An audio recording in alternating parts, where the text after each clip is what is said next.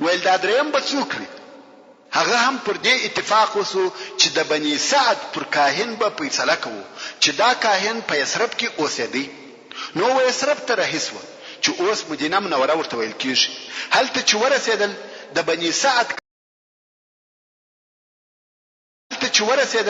د بني سعد کاهن و خیبر ته تللی. نو دوی خیبر ته پسې رهي سو.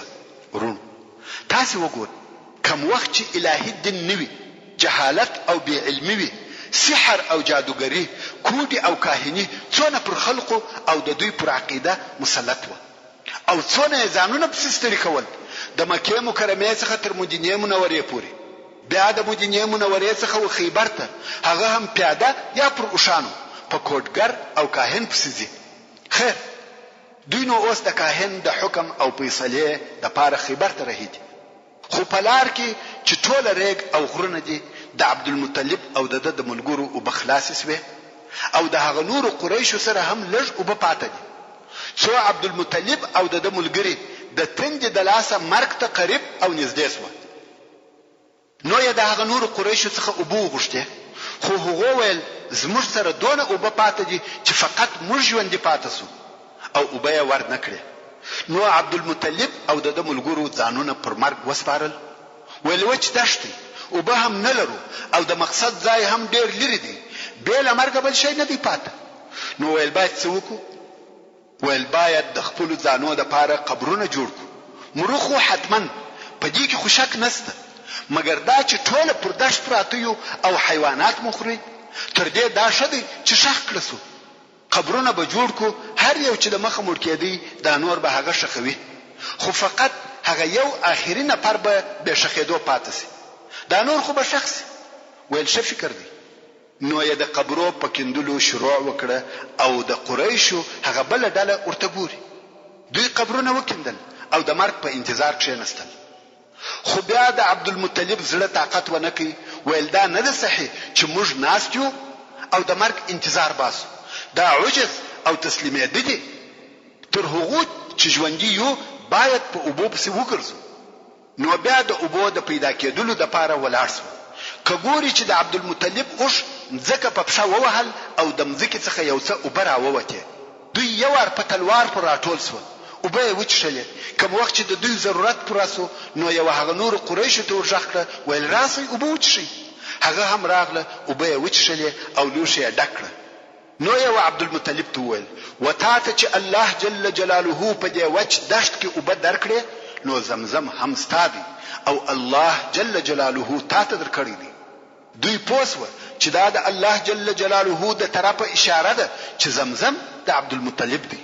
نو زمزم یې وده ته پریښاوه او د کاهن د طرفه بیرته راوګرځید. نو سقایه یعنی د حاجانو او بول به اختلافه د عبدالمطلب سوه. د زمزم تصرف د عبدالمطلب او د هغه د اولادیسو. الله جل جلاله و عبدالمطلب ته پر لپسې اولادونه ورکول. لس یې زامن ورکړه او شپږ یې لونی ورکړه. زامن یې عباس او حمزه رضی الله تعالی عنهما. دا یې هغه دوه زامن دي چې د اسلام وخت یې نیولې دي او په اسلام مشرف شوي دي.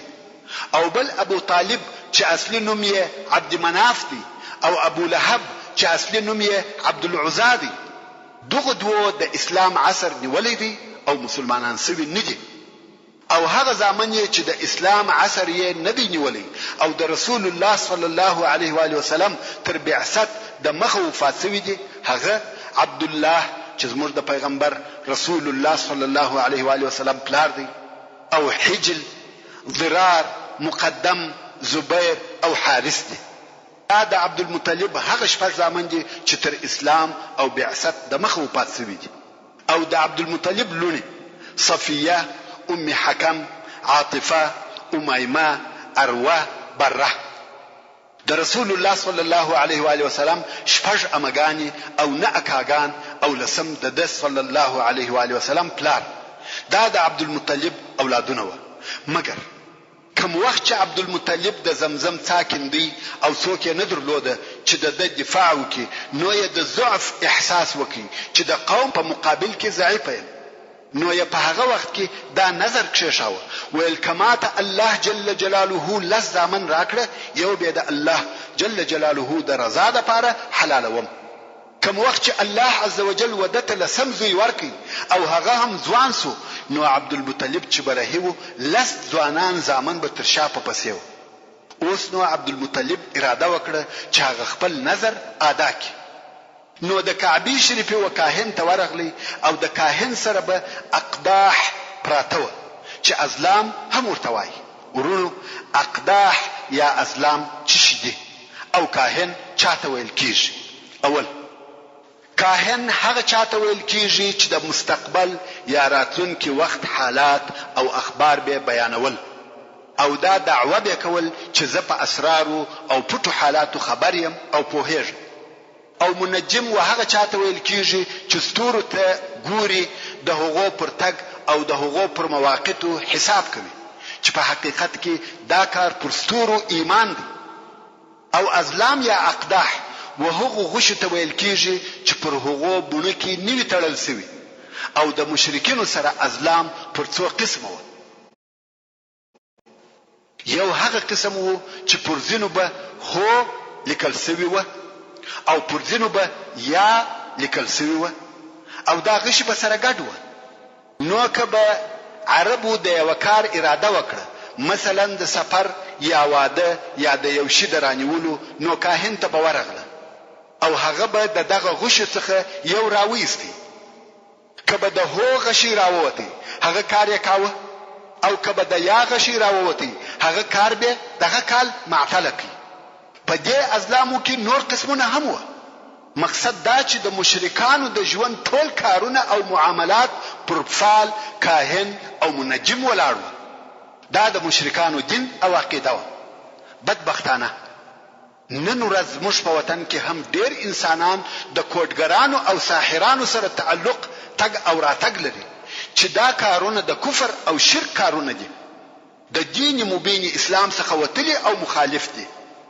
قطعا حرام او ناروا دي خیر خپل قصه ته براسو چې عبدالمطلب د کعبه شریفه وکاهن ته ورغلی او پر هر غشیه د یو زوی نوم ولیکي لس غشیه جوړ کړه او کاهن ته وویل چې اوس نو دغه غشي سره ګټ کړه او بیا یو ځین راوبس د هر یو غشي چې راووتی هغه د خپل نظر د ادا کولو لپاره حلالوم ورونو دا می هرڅ چې درته وایم چې پر عبدالمطلب په ټولو زامنو کې عبد الله ډیر ګران و نو عبدالمطلب په دغه وخت کې د ځان سره ویل ک عبد الله دغه حلالېدو څخه چپ او خلاصو نو مسأله په خیر ده یعنی کبیل عبد الله بل د هر یو نوم راوځي پروا نه کوي ځکه عبد الله تر ټولو زامنو پر ګران و کاهن هم غشي سره ګټ کړ عبدالمطلب په کعبه شریفه کې ولاړ دی او دعا کوي چې د عبد الله نوم راو نوځي خو کاهن چې غشي سره ګټ کړ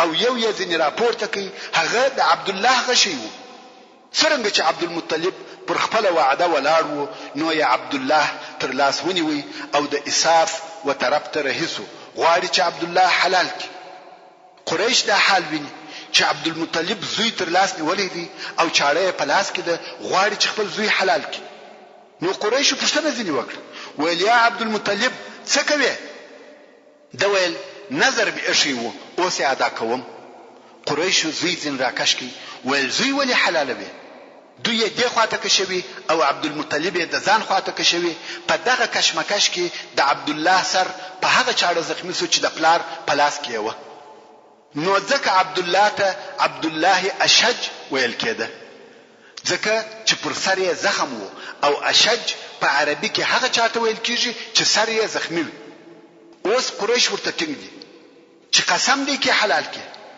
کتا دا کار وکي دا به په عربو کې عادت او طریقه پاتې سي د هر چا چې لز زمن پیدا سو یو به حلالوي هلته بنو د ژوند څه خوند او څه مزوي عبدالمطلب د زوی پر حلالولو ټینګ دي او قریش یې منع کوي په اخر کې ویل چاره څه ده دوی ویل د کاهنانو څخه به پوښتنه وکړو بیا یې هغه د بني سعد کاهن اختیار کړي چې پر هغه به فیصله کوي د دې مشکل د حلولو د پاره بیا د بني سعد کاهن ته ورغله دا وار هغه پر ځای وو نو یې پوښتنه ځنی وکړه چې په دې مسأله کې څه وایي کاهن ورته وویل په تاسو کې د یو نفر د وژلو دیت څه شي؟ دوی ویل 10 اوښ. ورونو دیت څه ته وایي؟ جواب: که د یو چا څخه یو بل انسان په خطا کې ووژل سي